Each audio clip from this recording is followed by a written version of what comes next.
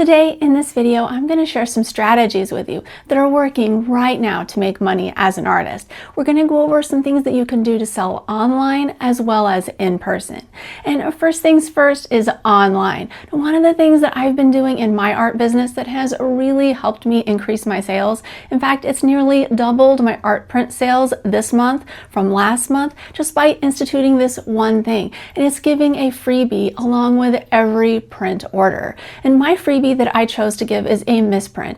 Now, you don't have to give a misprint, you could give a sticker, but the idea here is to give something that's very affordable. If you're unfamiliar with what a misprint is, it's a print that has a few slight errors but still will look good once framed and hanging on the wall. Often my misprints will have little ink splotches in the white area around the print, or maybe the colors will be off just slightly. Something that I can tell right away that the colors don't look the way they should, but customers oftentimes when they see the print, they can't tell why it's a misprint. And so when a customer gets one of these as a freebie along with the print order that they purchased, it's just like they're getting an extra print that they can hang on their wall for free. And my prints run the 8x10 size that I usually give out as the free misprints. They run around $17.99 to $19.99 a piece, depending on where I'm selling them at. And so this is a very good value for a freebie in the eyes of the customer. Also, most customers don't mind that it's a misprint, and they are excited to get it when they receive it in the mail, because the other thing that I do along with giving the misprint is I say that it's a surprise misprint. So it's like they're getting an extra little surprise gift that they get to open when they open the artwork order that they purchased. This is fun for customers, and oftentimes they reach out to me after they receive their order with pictures of them with their animals next to the misprint that I sent them, with lots of comments like, "I couldn't believe it's a misprint. It looks exactly perfect. I love this. I'm going to frame this alongside my other works of yours that I have." So I know customers really like this. If you make your own art prints, then this is an excellent freebie to give. But like I said before, you can give stickers or anything else that's affordable. The main thing is you just don't want to destroy your profit margin by giving out something that is costing you a lot of money. But you want to give customers something they're going to like. Next tip is having strong calls to action in all of your social media posts. Now, I used to think that it was important to just use most of my social media for community building, and then every once in a while, like maybe every 1 in 7, 8 to 10 posts that I would make,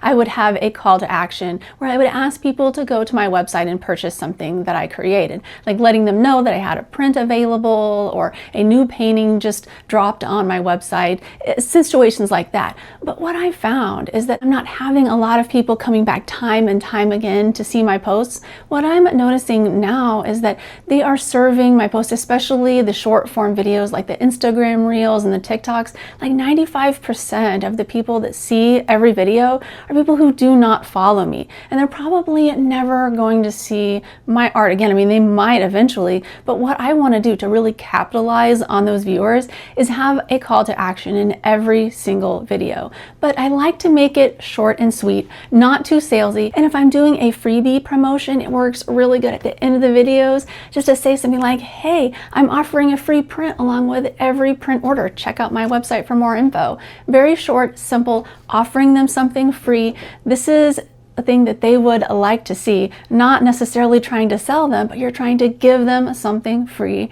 And so if you work it in there just right, you can add a call to action to every vertical video, or at least most of them. And I've found that the more calls to action I add, it might actually decrease my viewership of each video slightly, but it's increasing the number of sales I get. And that's the important thing, right? You want to increase sales. Now, if we were just trying to be content creators, then having calls to action in every video would not be suggestible. But since you're an artist trying to sell your work, make sure to have a call to action in every single post. It's going to help you sell more work. Next thing you want to do in all of your social media posts is really emphasize that you are making the work yourself, that it is handmade. This is going to set you apart from all of the AI artists, the print-on-demand sellers, the resellers that are buying things off of Temu and then reselling them on Etsy. There are a lot of people selling junk out there, and customers want to know that they are supporting an actual handmade business, an artist, and this is really meaningful to customers. So if you can show this through all of your content, whether you're taking photos of yourself painting or making your your artwork or videos, work in progress, photos and videos. Just make sure to spread them far and wide on social media. So that way every potential customer who comes across your content will know for sure that you are an actual human being making this work. Because believe me, it's going to mean something to them and it's going to help you sell your work better. Next is leveraging social media auto posting. If you are not auto scheduling your posts across all of your social media networks, you are wasting so much time. And you don't need to waste all this time because it's very easy to do.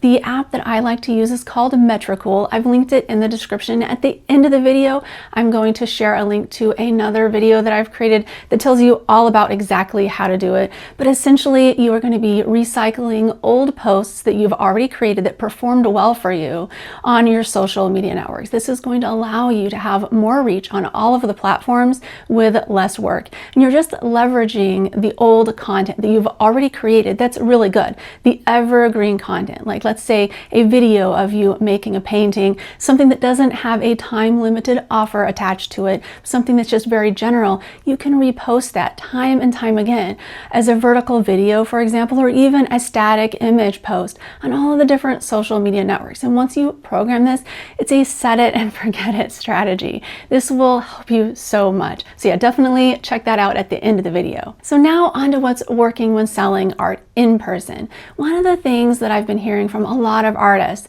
who are doing art fairs is that when you're out in person trying to sell items that are higher dollar, like higher ticket, let's say over $500, that it's really hard to sell them. Now, not every artist is experiencing this, but I have heard that more artists are having difficulty selling higher dollar items. So one of the things that I think every artist needs to do if you're going to be selling at art fairs or craft fairs or art festivals, anywhere in person, is to have items that are under $20. I'd love to have art prints of everything that I have hanging on the walls in my booth because the items on the walls are more expensive and there are fewer numbers of people who can afford them. But the art prints for $20, that is an impulse buy. And you have to keep in mind as a buyer, right? They're walking through these events, they want to purchase something, they want to support artists, but oftentimes they have a lot of other bills, limited funds to spend on something that might be $500. But something that's $20 is an easy decision. They can just buy that and go, and then they get a little piece of artwork to hang on their wall or to give to a friend as a gift.